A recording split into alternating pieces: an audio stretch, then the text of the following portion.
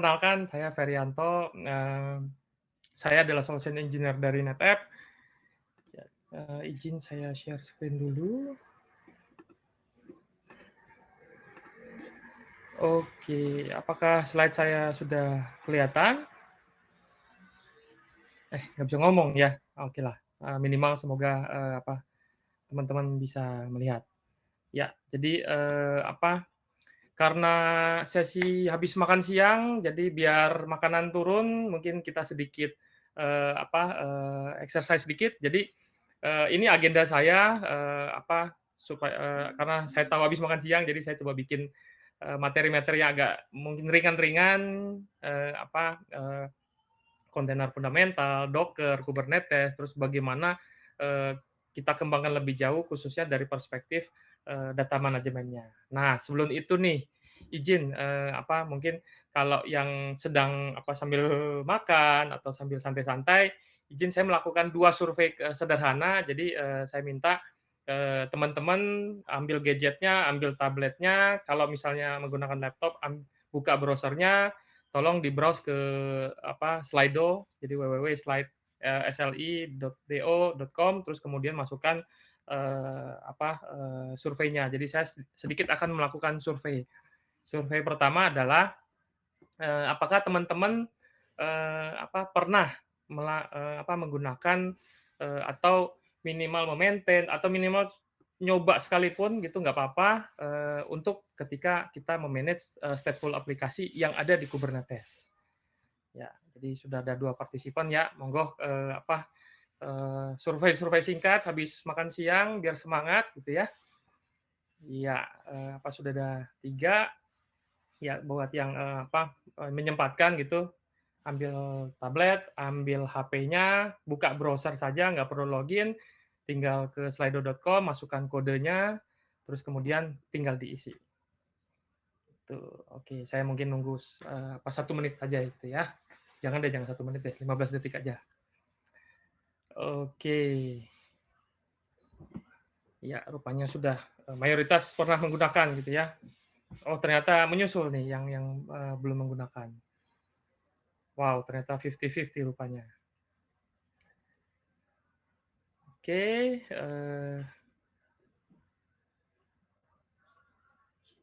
iya, mungkin saya nunggu sedikit lagi. Oke, terima kasih teman-teman, atas partisipasinya. Pertanyaan kedua, harapannya apa nih dari ikut session, khususnya sesi kalau misalnya mungkin bisa dibuat global atau spesifik di event ini, harapannya apa nih? Karena kan saya menggunakan kata-kata application dan data management. Eee, apa, ada yang diharapkan nggak? Terus kemudian, ada mungkin tantangan-tantangan yang selama dihadapin, jadi curhat di sini, monggo juga silakan. Jadi biar sedikit exercise ya, habis makan siang. Oke, saya survei mungkin sedikit aja, sebentar aja, mungkin 10 sampai 15 detik.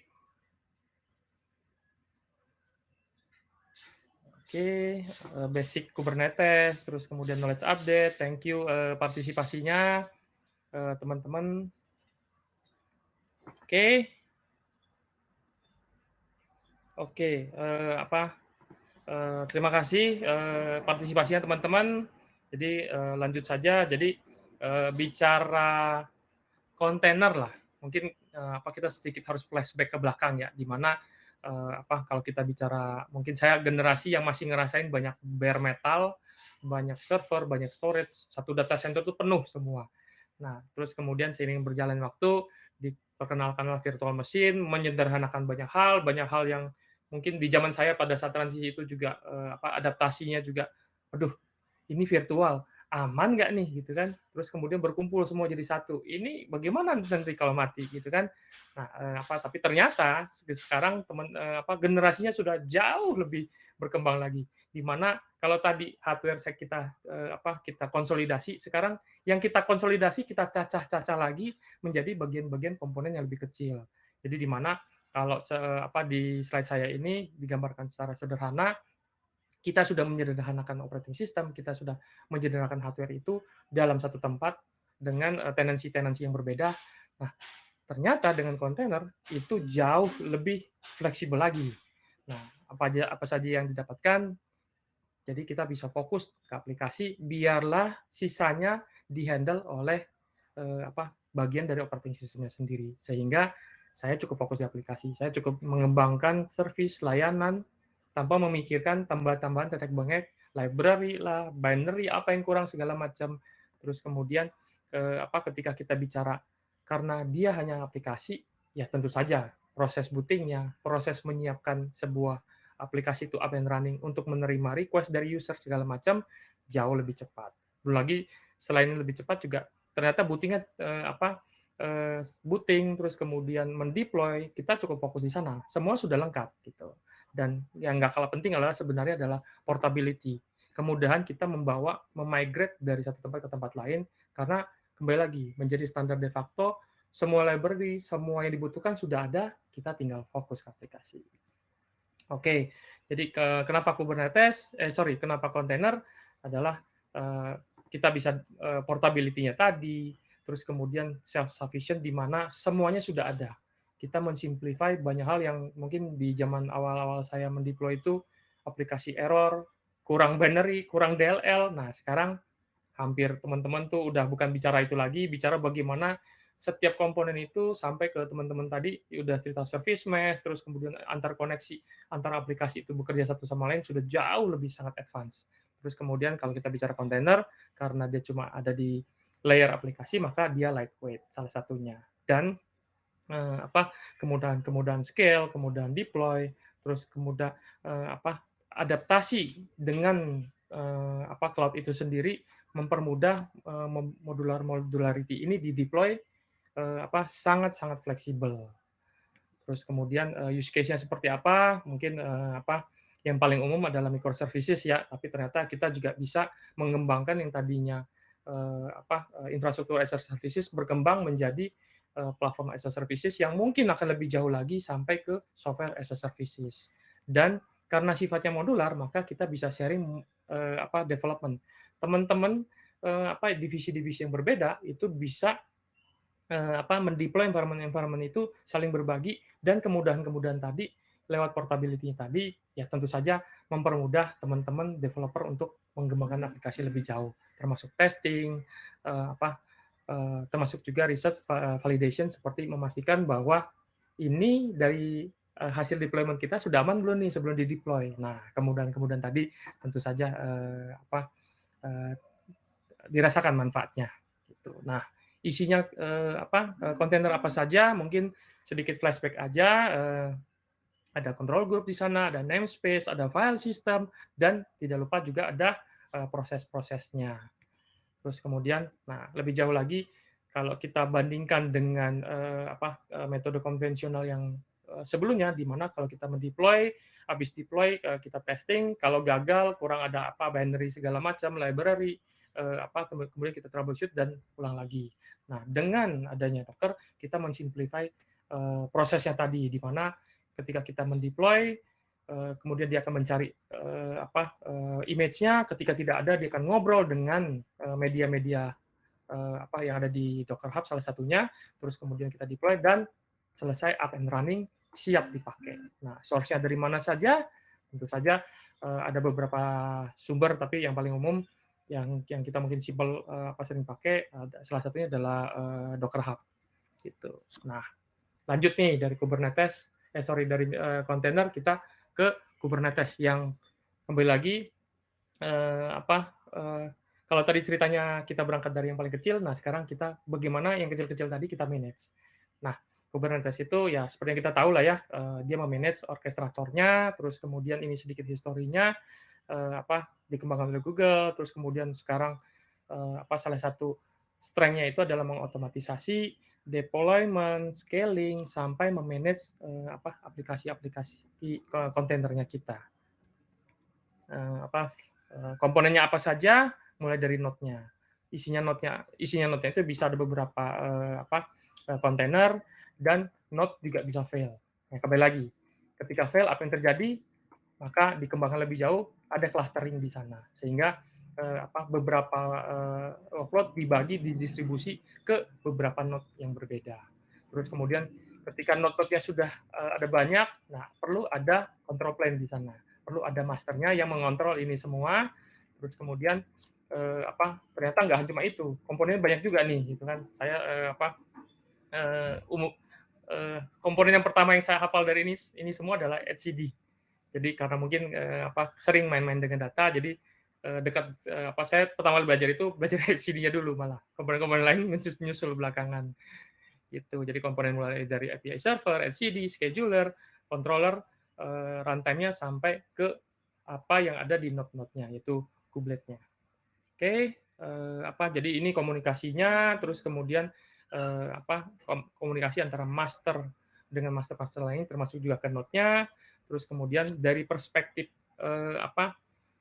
podnya itu seperti apa nih, gitu kan. Nah, setiap pod itu punya beberapa kontainer berbeda-beda, di dalamnya bisa lebih dari satu ataupun cuma satu, itu juga bisa. Nah, terus kemudian setiap node-node tadi kan juga bisa fail. Nah, ketika fail, apa yang terjadi? Auto provision, auto healing, di mana memastikan bahwa service atau layanan itu tetap ada. Nah, terus kemudian, kita kembangkan lebih jauh nih. Kalau tadi di awal saya sempat nanya stateful application. Nah, di sini kita berbicara storage, karena kan seperti yang kita tahu, kontainer mudah di provision, mudah di boot up, dinyalakan, terus kemudian aplikasi saya running.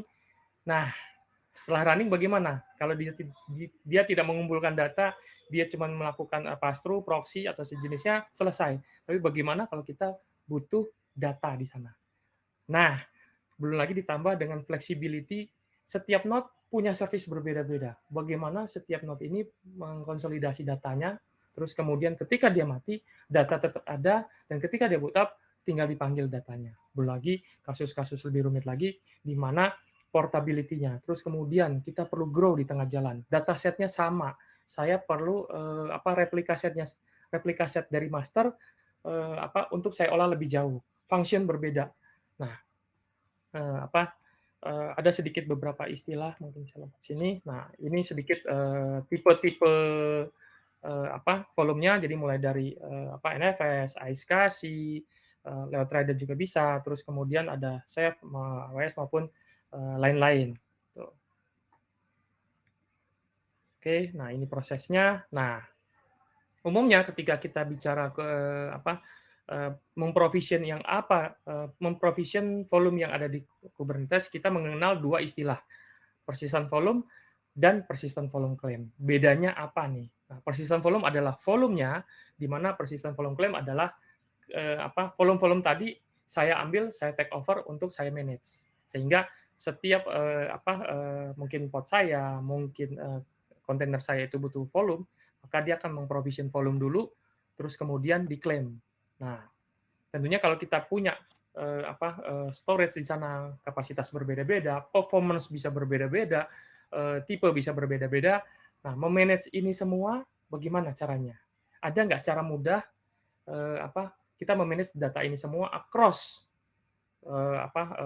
performance-nya, across tipenya, across protokolnya, mungkin kalau ada yang mengkombinasikan antara iSCSI dengan NFS, itu salah satu contohnya.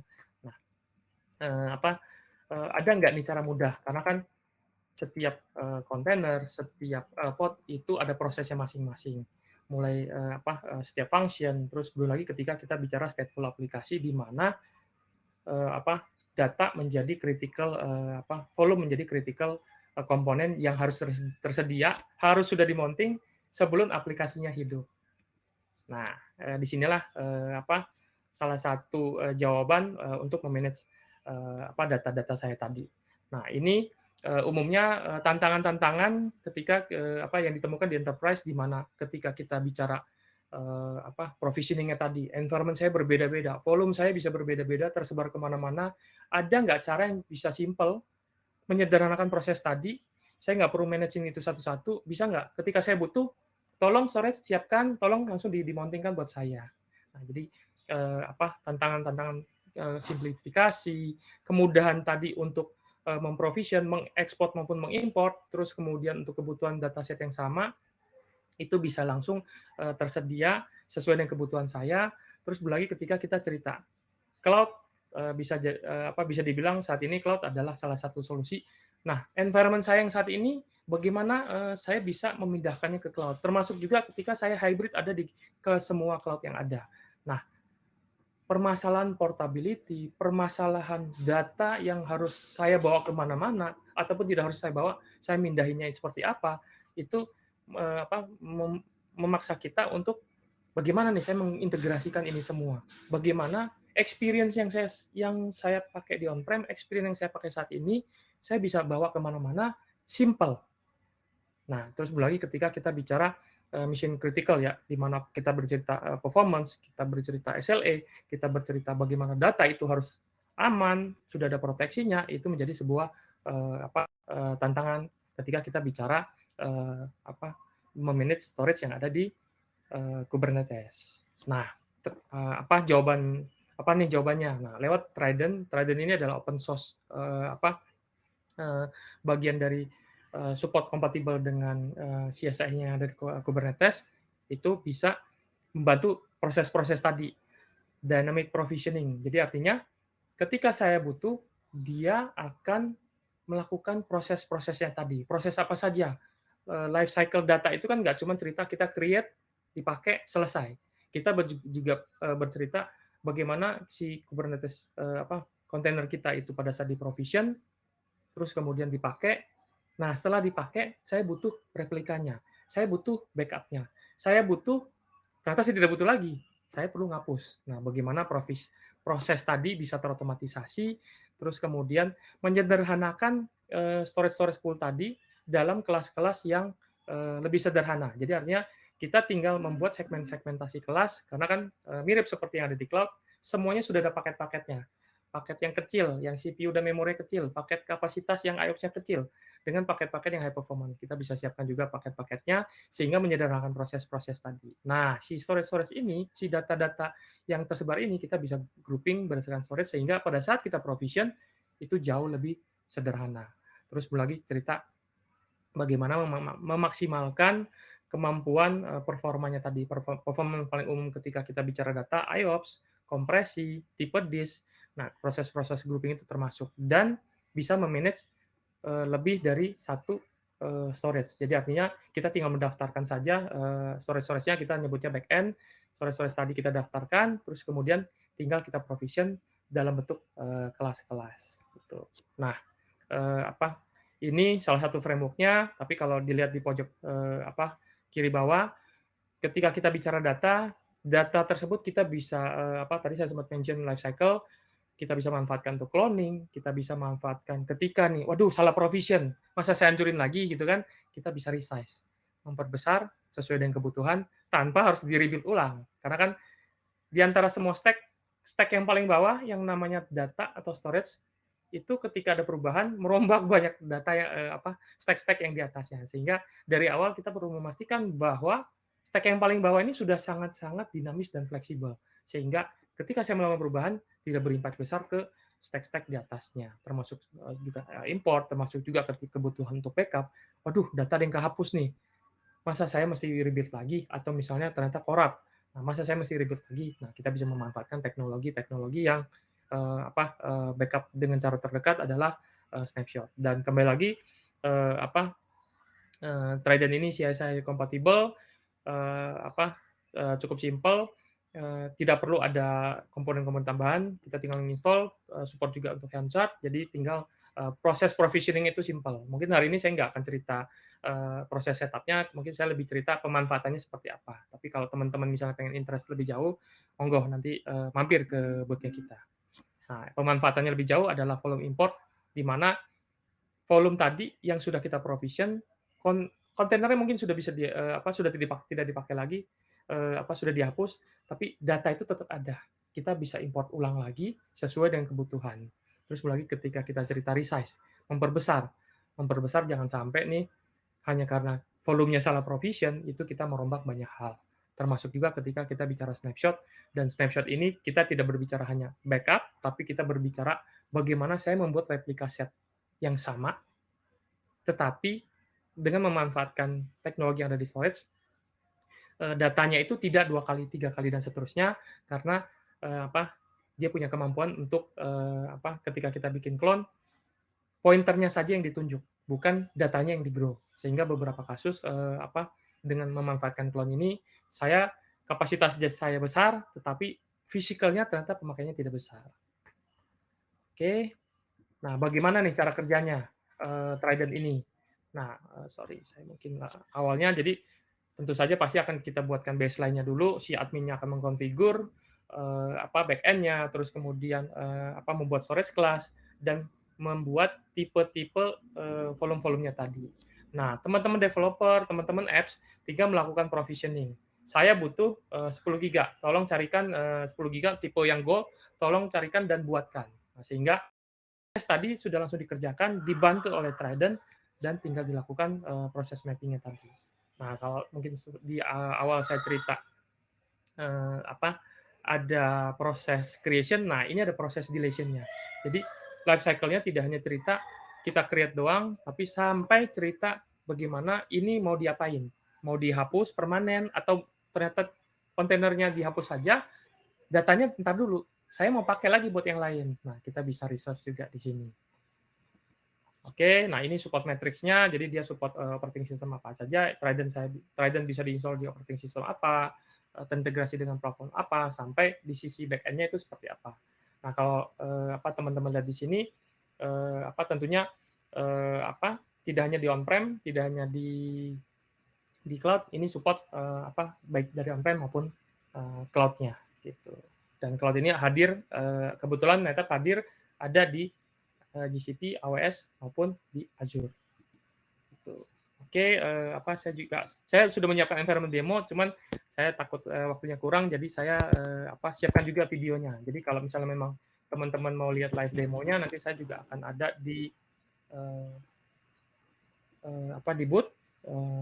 Sorry, saya sudah lewat 3 menit ya. Oke. Ya. Oke, karena waktunya sudah habis, mohon maaf saya korupsi 3 menit. Saya kembalikan ke MC, untuk demonya saya ajak teman-teman mampir ke booth-nya. Terima kasih.